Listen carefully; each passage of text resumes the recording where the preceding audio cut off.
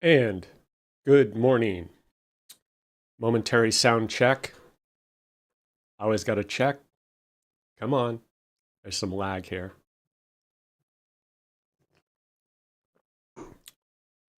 And three. Come on. Okay. I think we have audio. ¿Qué tal, Mo? Good morning. Buenos dias. Buenas, as they say. I'm on my second double latte of the morning. That should tell you that I need it. Okay, I think our broadcast studio is functional. We have good sound levels. Good morning. It is a busy week. Crazy Friday. Where are my slides here? Okay, good morning, evening, Michael. Thanks for joining. Come on in. And yes, okay. Well, I think Nellie sums it up appropriate here. What is going on? I am with you, Nellie Bertrand. Great character on The Office. Yes, ask a question. Send a question, comment on Twitter, YouTube, and Twitch. And Nellie's waiting for those questions. That's a pretty funny screen cap. Okay, so what is going on? Well, oh my gosh. I still need to catch up on my 2023 bank recs. Yes, 2023. I still need to finish up my 2023 taxes. I hate bank recs. I hate tax prep. I tried to get someone to do my bank recs. It was a disaster. They closed my books on December 25th. I was just like, okay, I give up. So, yes, I am also preparing to pack. Oh, I prepared. Preparo. I prepared. I packed, booked my final hotel for El Salvador this week, and we have been working on kind of light disaster recovery planning for Berlin, El Salvador. They have some pretty strong tropical storms, and I was there in June for one. Took down power poles, datacom poles, took out power, took out internet. Kind of the wind destroyed any temporary things that were up. So it's not like super dangerous, but like power and internet are a challenge there. So we are working on that as we speak. And weekly projects, proyectos semanales. I have been doing testing of our AP and AR payment and apply imports that we're working on for various customers. Just simultaneously, we're getting 3 or 4 more customers that need this same functionality. They come in clusters, it seems. So we're just simultaneously doing a bunch of them. So I'm just constantly testing that. And the ERP Center of Excellence interns have been working on their config packages and report layouts for their first paid implementation. And this was from a partner that contacted me, saw what I was doing with ERP Center of Excellence in El Salvador, and they said, hey, I want to support that. So they are sending the kind of asynchronous tasks like config packages, data load prep, report layouts, things like that. They are sending that work to the interns in El Salvador. So I'm helping coordinate, I'm providing guidance, I'm managing the process, but the interns in Berlin, El Salvador are actually doing the work. So this is their first paid implementation as interns. So it's going awesome. And I finally completed a statement of work that I started on September 4th. I must have started on Friday. The weekend occurred, totally spaced it. Then last week, while preparing for my live stream last Thursday, I was like, wait a minute. I swear I had another project or statement of work I had to do. Sure enough, I dug around, saw it, and I was like, oh. So finally got that drafted, sent off to my lovely colleague Tanya for review and approval. And it's one of those things where it's a small customization or PTE, but essentially because it's small, the overhead of creating the project, doing the template and pipelines and review and testing and design and project management, I'm going to guess that all the overhead is somewhere around 100% of the actual hours required to do the work. So if it was like 6 hours of actual coding, it's 6 hours of overhead just to deal with the project. I don't like that. I wish there was a better way other than just banging it out, writing the code and not doing any of that stuff, which usually doesn't go well, especially for the small projects. If anyone has a suggestion, let me know, because when a customer's like, I just want this one thing, it's like, oh, it's going to be 12 hours because we try to do things responsibly and have all this framework around it.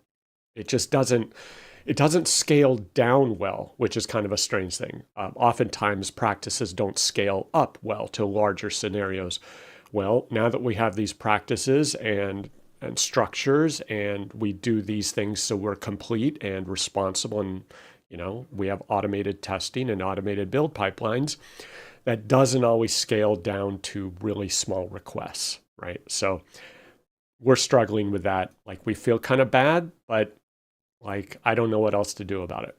And yes. Okay. And another weekly project is fitting all of this in a suitcase. More on that later. So whenever I travel to El Salvador, there's always requests. Hey, can you bring that? Can you bring that? Can you pick that up? Can I order that, have it delivered? And you can just bring it in your luggage, because there is a lot of stuff you just can't buy there. And importing it is not an option. Ordering is not an option. Having it delivered is just not an option. So they call it the suitcase delivery, and all sorts of services to have stuff shipped to Miami. And then there are literal people who just bring suitcases on airplanes for these little items that you want to order from Amazon, and they charge by size or by the pound or whatever. But it's still a painful process. So I'm bringing some laptops for the interns and a couple other people. Rain gets on laptops in Berlin. Consumer grade laptops just do not last in El Salvador. Like, don't even try it. I wouldn't recommend it. So very common request is for a laptop. So I only bring ThinkPads, Lenovo ThinkPads, business class machines to El Salvador, and they're just tanks, absolute tanks. They hold up very well there. So yeah, I had to literally rearrange the suitcase 3 times and sit on it in order to close it. And then I go downstairs and I realize I forgot to pack a bunch of stuff. I was like, oh. So I had to start all over again. So that is the adventure of traveling El Salvador, and I fly on Avianca from Los Angeles because it's really the only practical option for me. And they have very strict luggage limits. So checked luggage is, I think, 20 kilograms, but the carry-on luggage is 10 kilograms, and they weigh every single time. So I have to observe that 10 kilogram on the carry-on, which is tough when you bring laptops, because they have batteries, you can't check those. So yeah, it's quite a circus. So those are the weekly projects. And Monday, lunes, we had a configuration package crash course. Now, what does that mean? Well, I kind of thought I knew how to use configuration packages, but I personally don't usually do that. Normally that's Tanya and her team on the consulting side. And so I understand the process, but the things we ran into were really strange. Like, we had an Excel file configuration package. It worked, and then it didn't work. Like, it just wouldn't load. And could be we were doing something wrong. We were missing a step or something, but just nothing would load. It would load salespeople. It wouldn't load customers. Like, 0 records, no errors, no nothing. So I think we're making a mistake, but we're not sure. We're kind of leery, and we think that something happens to the Excel file, it gets corrupted or whatever. And then you have to start over with a new config package template Excel file. You have to recopy your data over and start over clean. Could be wrong on that, but we're kind of trying to figure that out at the moment. So that was interesting. Burned an entire day trying to figure that out and get it to load. We eventually did. And then a customer has an interesting situation where their old ERP system, I think it's one of the mass variants, it apparently supports very long item descriptions. We're talking paragraphs, page, full page of text, just natively as part of the item description field. My understanding is Business Central has no such capability for an item description. It's like 100 character on the main description one. I don't know what description 2 is. So we're like, this was obviously not, it's not our project, but this was not detected or scoped. And so the project manager and I are on a call trying to figure out, okay, where do we store all this information? We're poking around field. I bumble across this button marketing text. I'm like, okay, I open it up and you see the button suggest marketing text down there. It's kind of the, whatever the Copilot AI something or other for BC.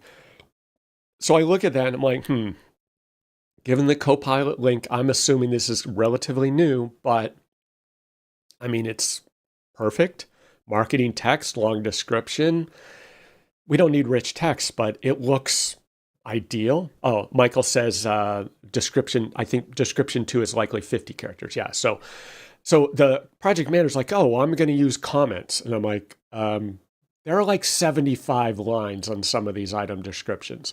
You're not going to use comments. That's just, I like imagine migrating pages of text for items in the comment fields. Like, no bueno, folks. So like marketing text is so appealing, but what's the problem? Well, you notice this? This is another thing I learned. Okay, how do you load marketing text? We've got 15,000 items that we need to import. We need to do a config package, and we're going to whittle that down. But guess what? You notice something different about that entity text table? There's no company next to it, which I'm no expert, but my interpretation is that's called a system table. If there's a different or better, more technically correct name for that, where it's shared table across all companies, let me know.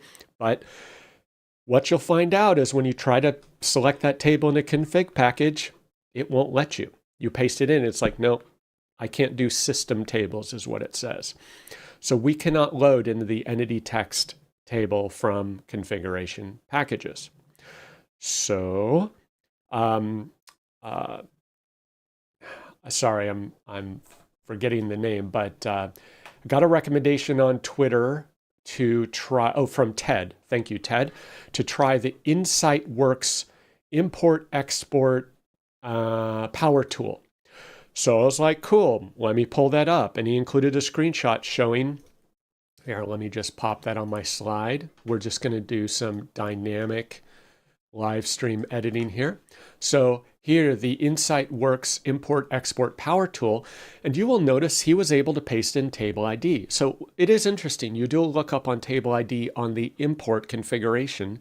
It will list that system table and one other, I think. Like, oh, promising. But it's a completely different tool. It is, without very detailed instructions, it is completely unintuitive for how I prepare the data file. So I tried to prepare a file. It only apparently supports import of text files, .txt.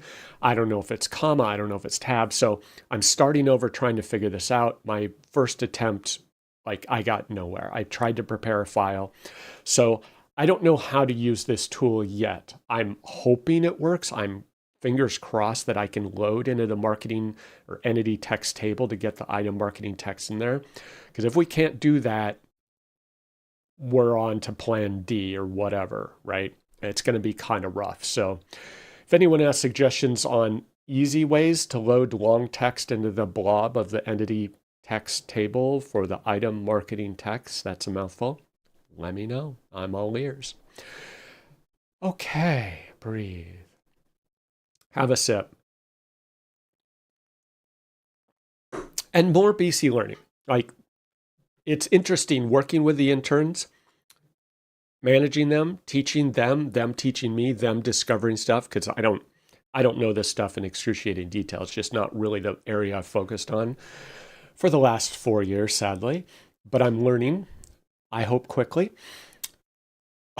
Another field we picked with a project manager for this project, like, okay, for whatever reason, they're migrating the customers and vendors over from the old system, and they don't want to retain the old customer number and vendor number, which, come to think of it, like, I don't know that I've encountered that. It's been a while. I mean, maybe I've had customers renumber, but I just can't remember it. Often people just want to retain it so that they have history. This customer is a little unusual.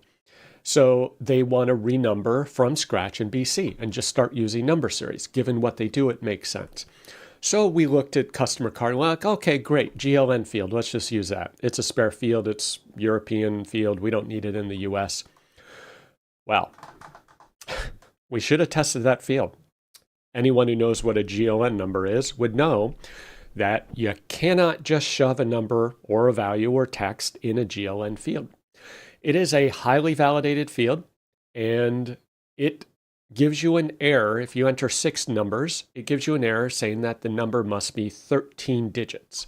It's like, okay, I enter 13 digits. It says, no, that is an invalid GLN number. I'm not about to look it up. I don't care, whatever. It's some validated number. It has some structure, some checksum or whatever. You can't use the GLN field for random text.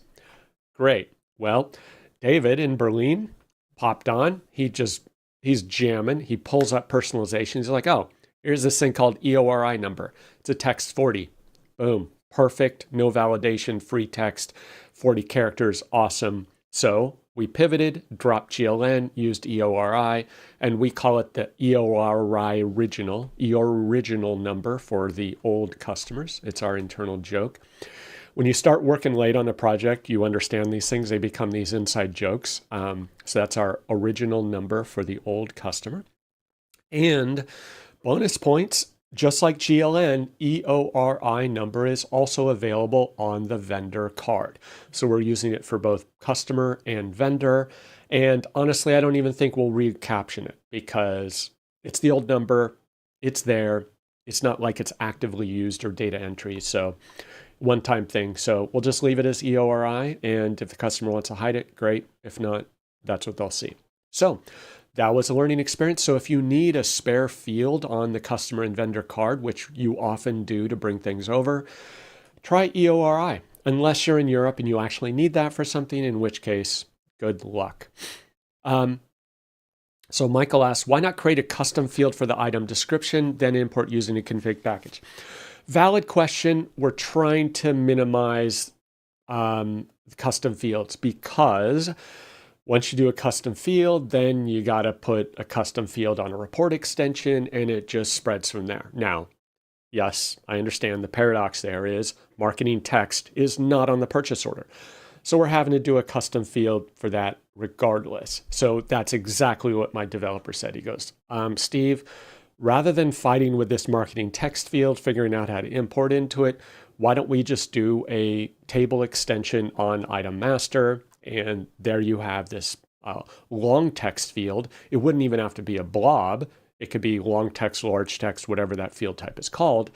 And then we just do the report extension to get it on the PO. I was like, good point. It's 6 of one, half dozen the other. We may have to go that direction. If I can't find a convenient way to use marketing text, so be it. So I don't know. That may be the more prudent approach. And I was like, well, then we got 2 extensions to deal with. For whatever reason, I thought using marketing text had some benefit. Maybe I'm wrong. Maybe just net, it's not the right field to use. Comment down below. Let me know. What do you think? Marketing text, table extension on item. We got to do a report extension for either, so it really doesn't matter. The only difference is, do we do a PTE, table extension, page extension for the item card, or try to use marketing text? Okay, vote. Next up, Tuesday, Martez configuration package. We made progress. We got through all our hurdles. We got a smooth process down for creating the config package, having Excel load, not having things freak out, learning how to use the validate, find our errors, fix them. We found every mistake, right? As you would normally do in a data migration, you find all the typos, all the mistakes, all the fields in the wrong place, like Canadian provinces and addresses marked as USA, incorrect ISO country codes like UK as the country code, DER for Germany, really odd things like that.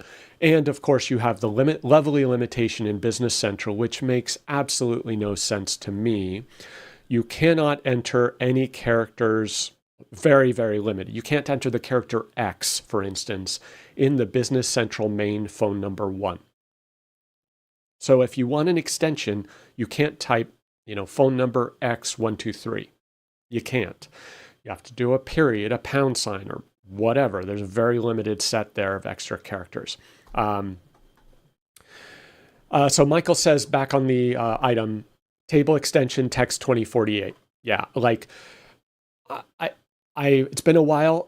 If 2048 is the big text or large text or whatever it's called, I'll have to see whether they would exceed 2048 on these. Literally, these are full page descriptions. It's like furniture with all sorts of dimensions and all the attributes of some piece of pre-made furniture. It's a full page. So I'll have to see. And yes, marketing text could then be used for sales to sell the item. In theory, Microsoft is posing marketing text for other uses and exposing it on your e-commerce website, blah, blah, blah. This customer doesn't need it, but I'm torn. I don't know that there's a clear choice either way, but the one problem I do have with marketing text is you just can't load it with config package. That's a big problem. So anyway, configuration packages, we really learned a lot. Now have a smoother process. We're able to build, load, and they moved on from customers and salespeople onto vendors, which was a bigger load. So we finally delivered our first config package, our first paid implementation task for the ERP Center of Excellence. So a momentary cheers. I started this journey as a crazy idea July 2023. No plan, no clue, no contacts in El Salvador. And here we are a year and 2 or 3 months later. And we have 2 interns on just jamming Business Central, doing config packages, doing report layouts, doing proper Business Central work. So pretty amazing journey. Michael says, I think semicolon is used in phone numbers for, okay.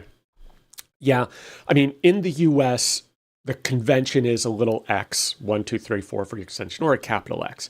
Now, what makes this annoying is, I think it's phone 2 or fax. I have a blog post on this. If just think about how kind of sad I am and geeky that if you go to blog.steveendo.com and you type phone, you will see how should phone numbers be entered or formatted in ERP and CRM systems. I wrote a blog post on this where I compared Business Central, NetSuite, Dynamics GP, and Microsoft CRM. I even referenced the ITU E.164 International Public Telecommunication Numbering Plan specification, which I'm embarrassed to say. I talked about VoIP dialer and SIP formatting standards, Cisco, Polycom, etc. And I have a sample of all of these systems and how they handle it. And so here I use the pound sign in this example. So that's what I recommended. That's what we're going to go with this customer unless they don't like it. You cannot type X for an extension. Super annoying, but the fax field does allow letters. Like, come on, man. Like, why? Just, we're adults. We can handle it. We can put ABC in a phone number. So yeah, if you're seriously bored and want to fall asleep, I even talk about NetSuite. I have examples of how NetSuite handles it, much more flexible, right? Very sensible. You can do whatever you want. So, yep, that's my geek card right there. Okay, so we delivered the first configuration package. The project manager loaded it up flawlessly. Woo, they did an awesome job, the intern. So props to David and Jocelyn. Cheers. On Wednesday, I had another fascinating call. I was roped into a last minute meeting. Steve, can you join this call? We really need your help. Like, I don't understand what they're talking about. I'm helping in a vendor who is an industry specific vendor. I've worked with them for years, implemented an integration with Dynamics GP. We're building a new one for BC to integrate directly with their industry specific solution, have full turnkey, seamless integration to Business Central. So they wrote me in on their ERP customers to help. I was on a call with 12 people. 12 people. Think about that. $2.6 billion company. The 28th largest company in this industry in the United States based on one ranking, which relatively makes them not the biggest, but $2.6 billion for this is a Dynamics GP customer. I had to help them understand what a credit memo number was, how it is used, and how System A and System B are going to talk to the ERP system using the appropriate credit memo number. I was absolutely dumbfounded. I kind of can understand why, given this specific industry, the accounting system is a seventh class citizen in terms of the system hierarchy in this industry. It is a complete afterthought. Nothing, very little actually originates in the ERP system. It is purely just receiving the results of transactions and data and adjustments and everything that occur in their industry-specific system, their industry payment processing system. This industry does not use their ERP system in any conventional manner. So it's just receiving integration feeds, which makes it complex. And the company is so focused on their industry-specific systems that the terminology is so different, they literally don't understand basic, common, conventional ERP and accounting terms.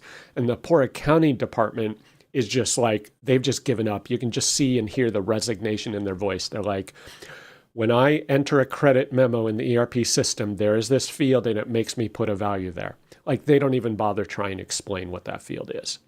So I had to get on the call and play three-way translation to agree with the poor person in payables, explaining what a credit memo number is, explaining to system vendor A what that meant for them, and how that relates to system vendor B for a $2.6 billion company with 12 people on a call. The mind boggles. Like, I don't even know what to say about that. Welcome, Mr. Excel. How are you?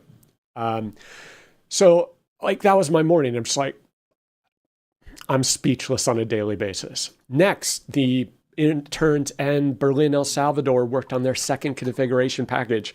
And this was a fair bit of work. 1,000 vendors. Each vendor, nearly all of them, had a separate remit to address. 1,000 vendors, 1,000 remit to addresses, and nearly every single record needed cleanup on the address. It's just a mess, right? They have Japan with a state of JP and some random country code, right? They have Canada associated with USA. It was just all over the place. Incorrect country codes, every single row needed to be cleaned up. So David spent 4 hours straight cleaning up 2,000 records in this file and getting it into a config package format. So he did an awesome job. He just cranked through it all day long. Actually, he did it over 2 full days. So we now have a better understanding of how to estimate these things and prepare and ask questions about, okay, what are we importing? Because we can't just say, oh, vendors, that's 4 hours. No. If you have 5,000 vendors with 5,000 remit to addresses, no way you're going to do that in 4 hours. It has nothing to do with configuration package. It has to do with data, getting the data prepped and cleaned up and assembled in the right columns, right? It's grunt work. Now, if the customer says they want to do that, fine. Maybe we could push that off. This project manager said, just get it done. I need it done. I need it tomorrow. Like whatever it takes, fine. So we're happy to do that. But yeah, now we're going to have a checklist. Say, okay, great. You want vendors. How many vendors? Do you have separate remit to addresses? Do you have international vendors, right? Like the things we learned from this will go into a config package checklist so that we can better estimate the magnitude of what we're getting into and not just say 4 hours. And as part of this, I always point out and recommend getting benchmarks. It's valuable information that people they just say, oh, it took a long time. No, how long did it take for this config package to run? It took approximately 10 minutes to load the 1,000 vendors and 1,000 remit to addresses. So let's call that 2,000 records. These are master records, so they're roughly equivalent, I'd say. So 2,000 records in 10 minutes means roughly 200 records per minute.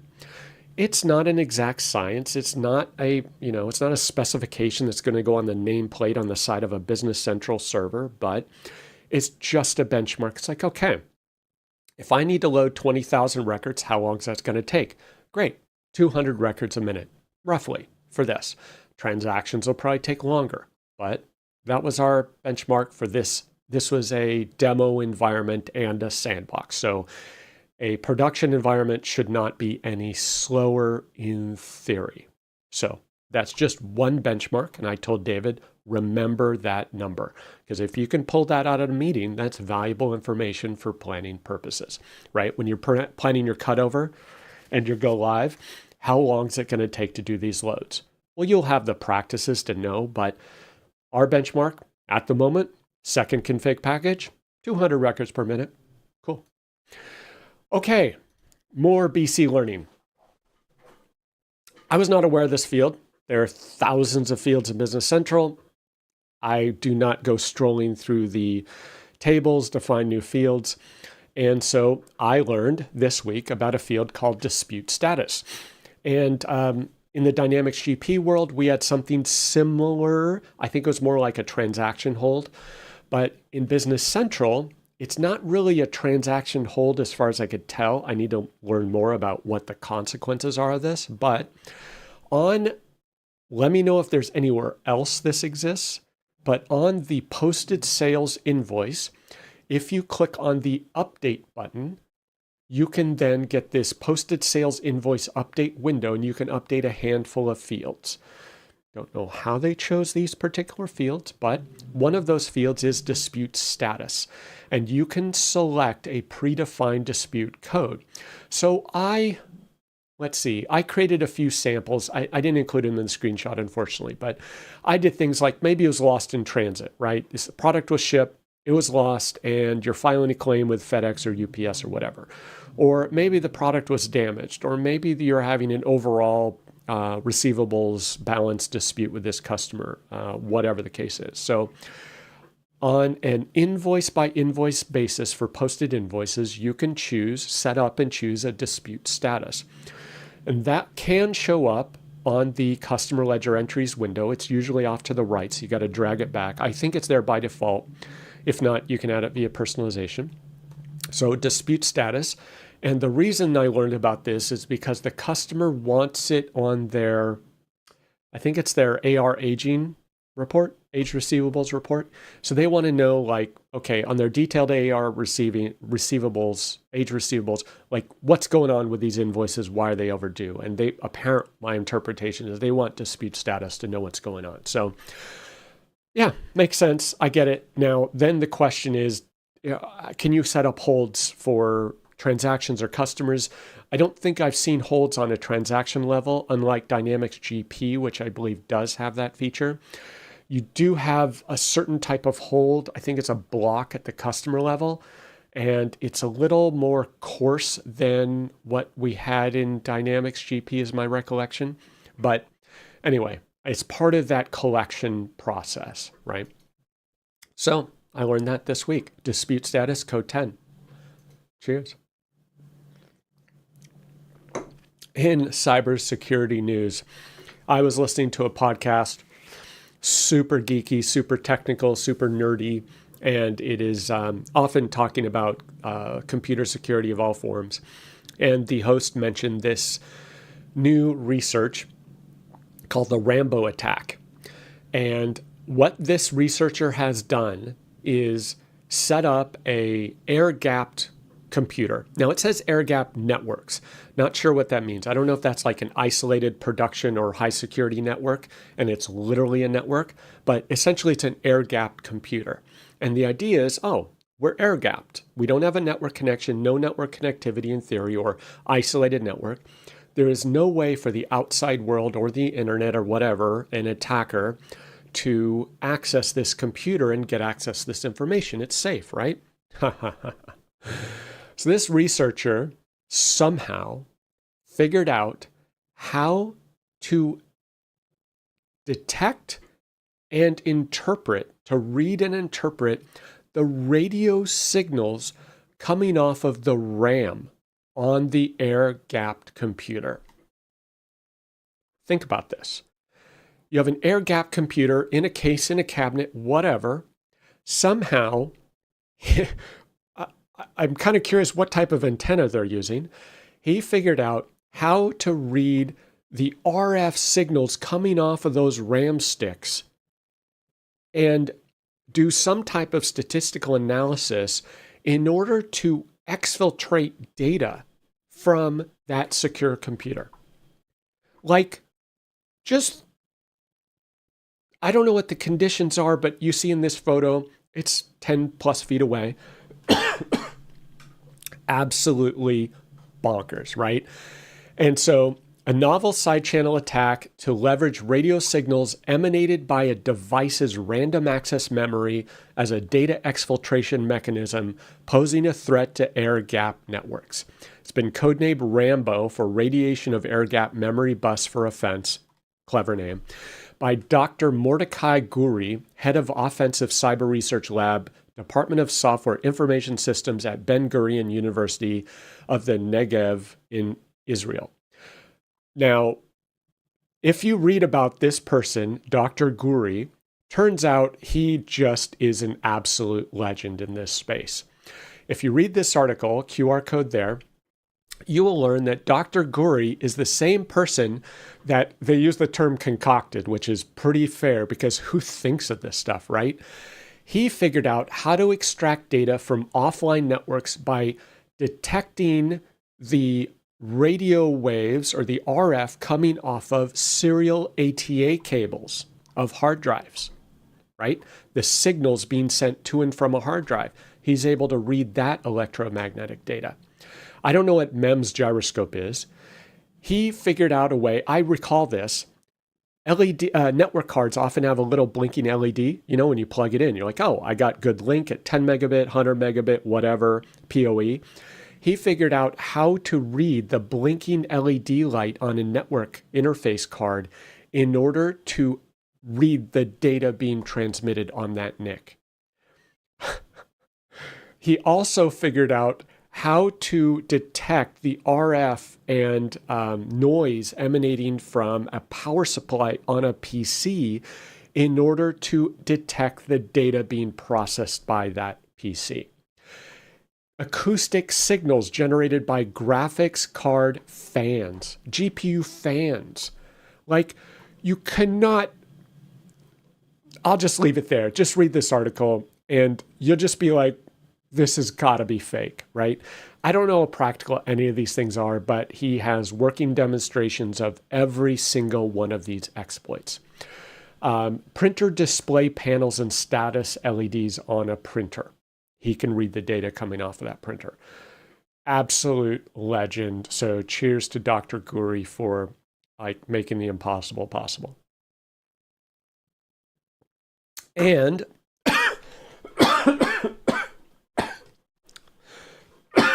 excuse me, still have that lovely cold.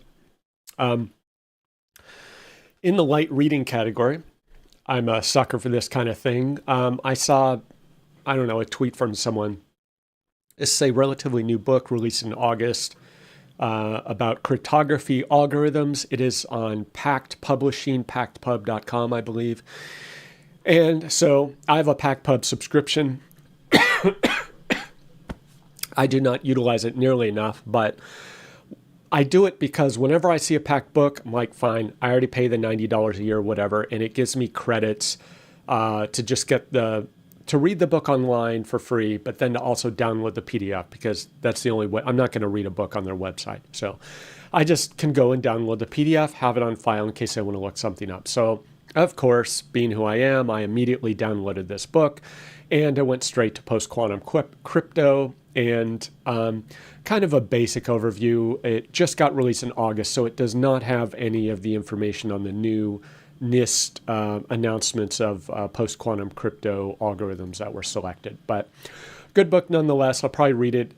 Has a lot of, basic introduction and explanation of some of these things, but it does have a lot more detailed, much more technical deep dives into the algorithms and stuff I've never even heard of. So yeah, and it's pretty broad overview, a broad survey, as they might say. Explore new algorithms and zero knowledge. So if you're not familiar with zero knowledge, I've heard them called ZK rollup, ZK proofs. I know very little about them. Homomorphic encryption, no idea what that is. Quantum cryptography, and I'm sure he has chapter 2 on elliptic curve, which I also know very little about.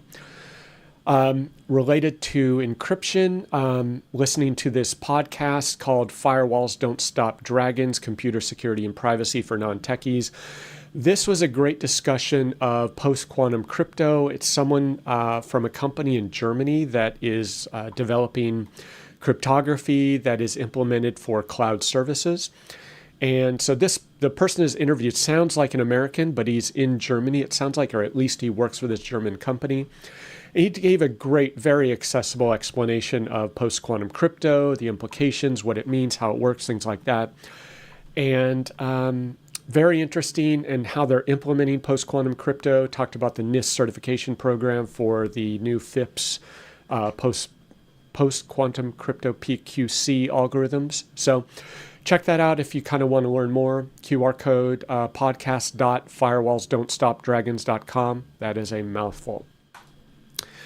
And I don't recall if I mentioned this last week, but this BCAL compiler bug, this is the AL programming language, or AL compiler issue 7813 on GitHub. It is now closed.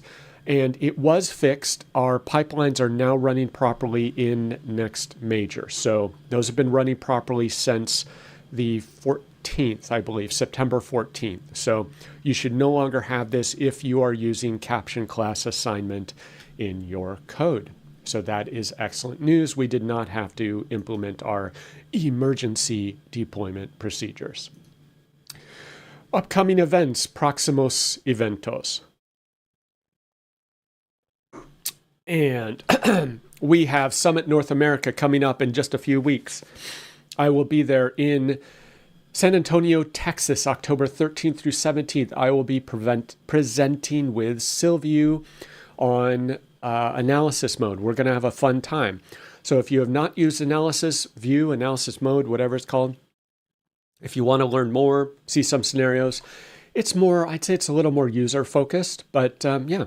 Come and join us if you got nothing else to do. Directions EMEA 2024, November 6 through 8 in Vienna. I heard something about flooding. I haven't looked into it, but yeah. Double check your travel plans, check on the news. It's in a couple months, so I'm sure they'll get things fixed up. But yeah, head on to Vienna, have a good time. That'll be a great conference. Always a very good, very well-produced conference. Tons of content there. And BC Day, Australia, New Zealand, November 28th, Thanksgiving Day in the United States. Head on over to Sydney, Australia, businesscentralday.co.nz. And Engage 2024 in December, St. Petersburg, Tampa, Florida area, WWM STUG. So October, November, and December events literally all over the world. No excuse. Oh, my big head is in the way there. And if you are going to Summit North America in San Antonio, Texas, join us. If you are a BC person for the BC Bash at Summit North America 2024, this is the inaugural. I think that's the right word, right? It's our first BC Bash, BC specific. It is for ISVs, consultants, partners, and customers. Tuesday, October 15th, 8 to 11:30 p.m. Central Time at 1902. This is a, dance hall, like dance club, party venue, whatever. It is on Commerce Street in San Antonio, sponsored by the lovely Blue Dragonfly. I might know a few people who work for that company, and also ABC Consulting Group by Shannon Mullen. So Tanya and Shannon hatched this plan to have a good party, and it parallels the Dynamics GP party that is normally held at Summit every year. So they figured, why not have a BC party? So they launched the BC Bash. This is the first annual BC Bash. So go over to that QR code. It takes you to a meetup, I think, a meetup registration page to reserve your space at the BC Bash, because it is limited to some very large number of people because it's a very large venue. And we have sponsors of Blue Dragonfly, BC Consulting Group, Test Team and Test Team Cares, Business Central Toolbox, NetStock, Cosmos, and Notice. So yes, thank you to those sponsors for sponsoring the first ever BC Bash. So sign up and join us for a fun party. And if you are not into partying, you can join me sitting at a table, drinking some nice ice water and really wanting to go to bed early, because that's where I'll be. But I have been told I must be there in order to be the Blue Dragonfly sponsor representative. So I will see you there at the BC Bash. Thursday, Jueves, we moved on, we delivered the vendor configuration package with over 2,000 or under 2,000 records. And David and Jocelyn started working on the PO report layout. We chose to go with RDLC because that's what we're most familiar with. We may look into the Word report layout for PO. I don't recall if we've looked at that yet, but started on that, and we are learning, right, as we do, that there are some PO header fields that just don't exist in BC as far as we know. Let me know if I'm missing something. One is the required date for the overall purchase order. The old system the customer is coming from, mass whatever, has a required date in the PO header, which you could argue, better or worse, right? It has it. Business Central apparently does not have it. Business Central has required dates at the line level, and there's 3 different date fields if I recall. It's something like requested delivery date, expected ship date, promise date. I forget what the 3 field names are, but I believe it is 3 date fields at the line item level for each line. Makes sense, I would say, right? But who's got time for that? Does a vendor really look at that? Probably not, right?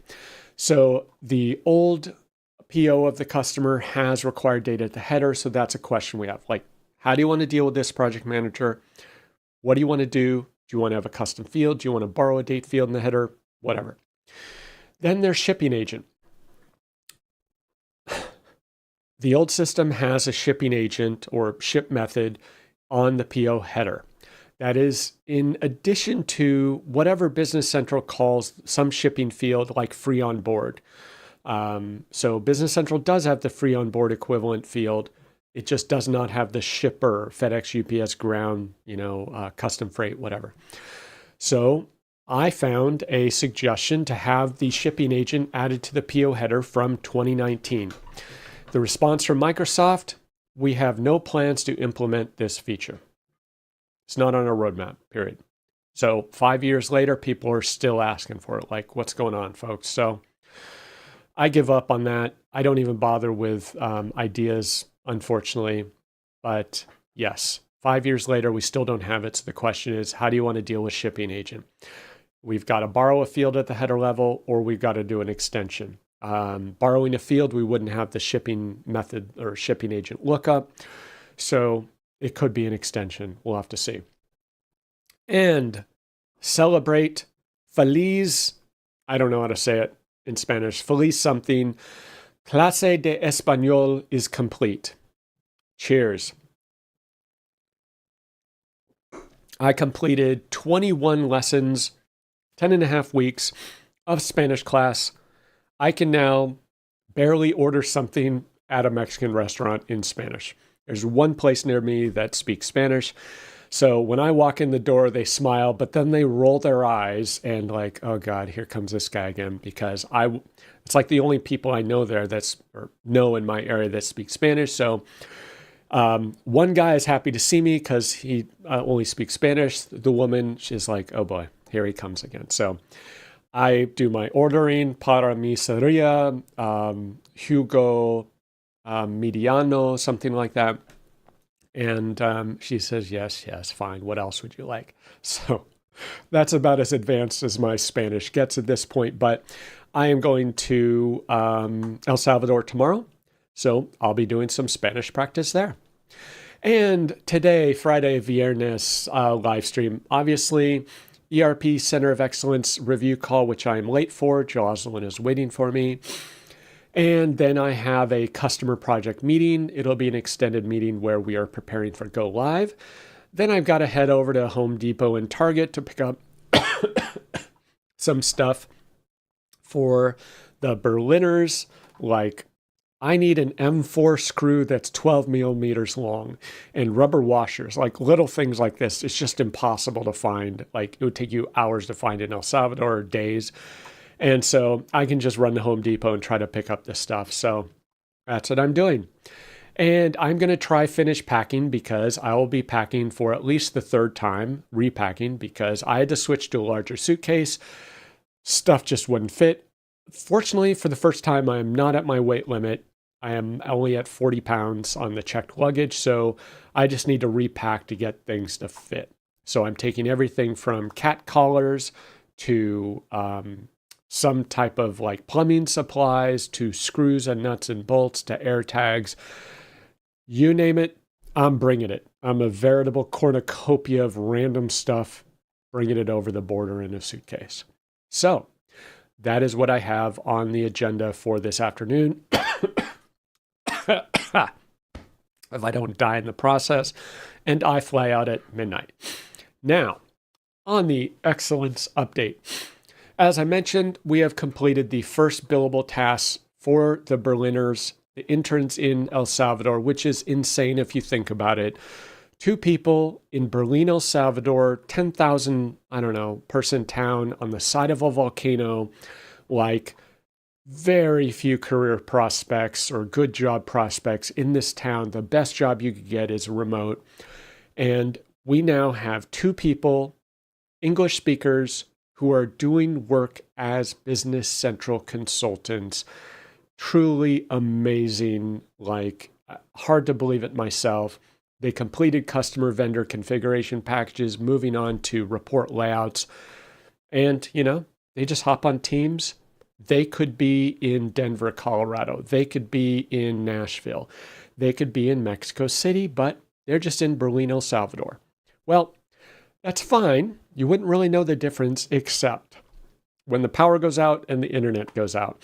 And that does happen a little more frequently than we would like. And we discussed this for months, but we're now at a point where a storm that took out some poles recently and took out the power has us seriously beefing up things. I'm like, that's it. We're doing it. We're getting extra backup power. And that is, I got my photos out of order here. Sorry, this should have been, I'll get to it. Let me just pull it in here. So that is a picture of a pole. I don't know if it's a power pole, but it's a pole that had the internet for one of the internet providers, the cable internet providers, that got taken out, took down internet for, a portion of the town. And so that's what a storm looks like there. So David is heading to a store called Price Smart. It's the El Salvador equivalent of Costco there. Nearly identical. It's kind of weird. And he's picking up the the PriceSmart Member Selection UPS unit, because UPSs are so ubiquitous in El Salvador. You can go to Walmart and pick one up for 20 bucks, 30 bucks. And so I originally had them pick up the small UPS unit for their routers, which worked great. It allowed them to run for solid 2 hours during a power outage this week. But we are having to beef things up. So they're getting this 900 VA larger model, and that will be a backup power supply. They do not have the lithium-ion battery packs like Jackery and EcoFlow in El Salvador. They just don't exist. They're way too expensive, very hard to import. So this is the best we could do. I'm assuming these are basic lead-acid battery style, just like UPS, APC UPS is here. So he's going to pick up 2 of those. He's going to pick up the extra like cell phone battery, USB battery packs. We are looking into backup internet. Starlink is likely in the cards to have backup internet, and mobile hotspot. What is cool about El Salvador is on a daily basis, you can buy 10 gigs for like $1.50. So it's awesome. So they're going to buy second cell phones that will just serve as hotspots, be able to run for several hours, have mobile data, and very inexpensive compared to the alternatives. They'll also be investigating alternate work locations. So if they want to get out of Berlin, if there's no power there, they'll head down. Gosh, come on, folks. They'll head down to a town about 20 minutes away that has, they're going to go war driving, find some Wi-Fi, find a nice place to work, and they'll have their laptops hotspot if they need it. And they'll be able to work there if they want to get out of town. So yeah, we're pre-planning all of this stuff. So we'll have contingencies for all of this. And we looked into a backup generator. Problem is they don't readily have inverter style backup generators in El Salvador.